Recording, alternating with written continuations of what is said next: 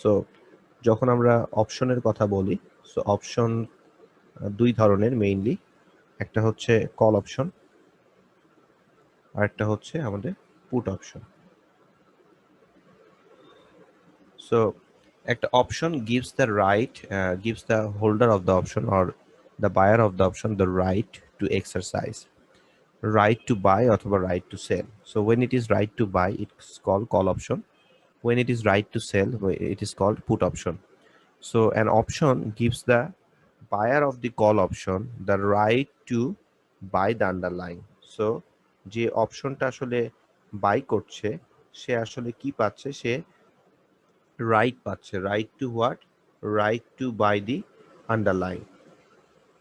কত প্রাইসে? At the rate of exercise price, যেটাকে আমরা বলছি X. So the right to buy the underlying at X. কবে? সে for example T time later, so 3 months for, অথবা 6 months ফ্রম, অথবা 9 months from, and so on. এখন যদি অপশনটা এরকম হয় যে আপনি অনলি অ্যাট ম্যাচুরিটিতে এক্সারসাইজ করতে পারবে, সো এক্সারসাইজ যে আপনি করবেন সেটা অনলি অ্যাট ম্যাচুরিটি, অথবা এক্সারসাইজ করতে পারবেন on or before maturity. So দুইটা সিনারিও হতে পারে, অন অর বিফোর ম্যাচুরিটি, অথবা আপনি অপশনটা অনলি অ্যাট ম্যাচুরিটিতে এক্সারসাইজ করতে পারবেন। যদি অনলি অ্যাট ম্যাচুরিটিতে এক্সারসাইজ করতে পারেন তখন ওটাকে আমরা বলি ইউরোপিয়ান অপশন। এটা কল পুট যে কোনো অপশনের জন্যই প্রযোজ্য। So European option gives the long position the right to exercise the option only at maturity. অন্যদিকে in case of American option আপনি অ্যাট ম্যাচুরিটি অথবা তার আগে যে কোনো সময় আপনি এক্সারসাইজ করতে পারবেন। So the call option gives the right to buy the underline. যে অপশনটা বাই করছে তাকে রাইটটা দেওয়া হচ্ছে, right to buy the underline at the rate of X T time later, in case of European option. In case of American option T time later or any time before that. এখন যে অপশনটা buy করছে তার আসলে right আছে, অন্যদিকে যে অপশনটা সেল করছে তার কোনো রাইট নাই। যদি অপশন বায়ার তার রাইটটাকে এক্সারসাইজ করে তখন অপশন সেলার এই রাইটটা তার জন্য এটা অব্লিগেশন হবে, যখন কল অপশনের যে বায়ার সে তার রাইটটা এক্সারসাইজ করা মানে হচ্ছে সে এক্স প্রাইসে আন্ডারলাইনটা কিনবে। সো সে যদি এক্স প্রাইসে আন্ডারলাইনটা কিনে, তো the seller of the option সে ওই প্রাইসে তার কাছে বিক্রি করতে বাধ্য থাকবে।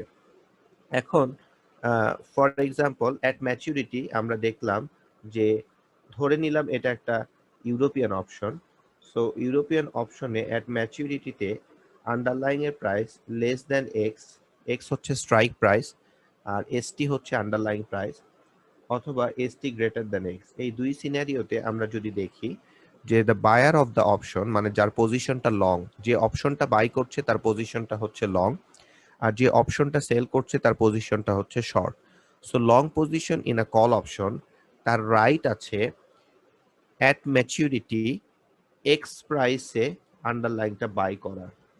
তো যদি আন্ডারলাইন এর প্রাইস গ্রেটার দেন এক্স হয় তাহলে it makes sense for the long position to exercise the option, which means buy the underlying at price x where the market price is higher than x. So সে যদি x প্রাইসে তার অপশনটা exercise করে তখন সে x প্রাইসে by করলো, এবং মার্কেটে যেহেতু প্রাইসটা হচ্ছে এসটি, তাহলে এসটি মাইনাস এক্স এইটা হচ্ছে তার পে অফ। আমরা যখন পে অফ বলি তখন আমরা প্রফিট বলছি না, পে অফ মানে হচ্ছে অ্যাট ম্যাচুরিটিতে তার যে ভ্যালিউটা। যখন আমরা প্রফিট বলবো তখন এখান থেকে আমার যে অ্যাট ইনিশিয়েশন অপশনের ক্ষেত্রে একটা প্রাইস পে করতে হয়, ওই প্রাইসটা বাদ দেওয়ার পরে আমরা প্রফিটটা ক্যালকুলেট করবো, সেটাতে আমরা পরে আসছি। অ্যাট ম্যাচুরিটি যদি দেখা যায় যে এসটি লেস দ্যান এক্স, তাহলে it does not make sense for the long position to exercise the option, exercise the call option, which means buying the underlying at x where মার্কেটে underlying এর price আরো কম। সেরকম ক্ষেত্রে সে market থেকে lower প্রাইসে underline কিনতে পারে, হুইচ মিনস এসটি যদি এক্স এর চেয়ে কম হয় তাহলে লং পজিশন তার অপশনটাকে এক্সারসাইজ করবে না। তাহলে খেয়াল করে দেখবেন যে at maturity the long position তার পে অফটা ইদার 0 হবে অথবা 0-র চেয়ে বেশি হবে, কখনো নেগেটিভ হওয়ার চান্সেস নাই। তো যেহেতু তার পে অফটা কখনোই নেগেটিভ হওয়ার চান্স নাই, এরকম একটা option the opposite party, the counter party, the seller of the option, সে কখনোই অ্যাট ইনিশিয়েশনে ফ্রিতে করবে না। সো অ্যাট ইনিশিয়েশনে অ্যাট 0-তে অপশন বায়ার যে লং পজিশন তাকে একটা প্রাইস পে করতে হবে। যে প্রাইসটা পে করতে হবে তাকে আমরা বলছি প্রিমিয়াম। সো ধরে নিলাম কল অপশনের প্রিমিয়ামটা হচ্ছে C0। So C0 price pay করে সে আসলে অপশনটা বাই করলো, মানে by paying C0 the option long position in a call option receives the right. So সে আসলে কি বাই করলো, সে আসলে একটা রাইট বাই করলো। So the long position in an option paying the price C0 at time 0 and receives the right to buy the underlying at a price called strike price, which is X, and at maturity যদি ST greater than X হয় তাহলে buyer long position will exercise his or her option, and at maturity যদি সে দেখে যে আন্ডারলাইংটার price exercise প্রাইসের চেয়ে কম তাহলে সে exercise করবে না। সো ইন দ্যাট কেস তার যদি আমরা প্রফিটটা ক্যালকুলেট করি তাহলে প্রফিটটা হবে যখন সে এসটি লেস দেন এক্স আন্ডারলাইনটা এক্সারসাইজ করছে না, সো সে শুরুতে যে C0 প্রাইসটা দিয়ে এসেছিল ওটাই তার লস। সো প্রফিটটাকে আমরা বলছি -C0, সেটা তার হচ্ছে লস। অন্যদিকে অ্যাট ম্যাচুরিটি সে যদি অপশনটাকে এক্সারসাইজ করে তাহলে তার পে অফ হচ্ছে ST - X, ওইখান থেকে C0 বাদ দিলে আমি পাচ্ছি তার প্রফিটটা। এখন এইটা আমরা লং পজিশনের জন্য করলাম। লং পজিশনের জন্য যা আমরা করব শর্ট পজিশনের জন্য তা exactly opposite, which means long পজিশনের যদি C0 লস হয় তাহলে শর্ট পজিশনের C0 প্রফিট। লং পজিশনের এইটা যদি প্রফিট হয় তাহলে শর্ট পজিশনের এইটা লস। লং পজিশনে এইটা যদি লস হয় তাহলে শর্ট পজিশনে এটা প্রফিট। এইটা লাভ হবে নাকি লস হবে সেটা নির্ভর করবে ST - X এটা C0 এর চাইতে বেশি নাকি কম। তো আমরা যদি এটাকে একটু গ্রাফিক্যালি প্লট করি তাহলে খেয়াল করে দেখবেন যে সে for example this is X. So at maturity আমি যদি অপশনটাকে খেয়াল করি যে আন্ডারলাইং প্রাইস, এটা হচ্ছে underlying price, horizontal axis underlying price, vertical এক্সিসে ইদার প্রফিট অথবা পে অফ। তো প্রথমে আমরা একটু পে অফটা দেখি। সো যখন আমরা পে অফটা দেখব খেয়াল করে দেখবেন যে অ্যাট প্রাইস এক্স সে অপশনটা এক্সারসাইজ করবে না। So at price up to x, underlying এর প্রাইস যদি এক্স অথবা তার চেয়ে নিচে থাকে, সো যখন আন্ডারলাইং এর প্রাইস লেস দেন এক্স তখন সে অপশনটা এক্সারসাইজ করবে না।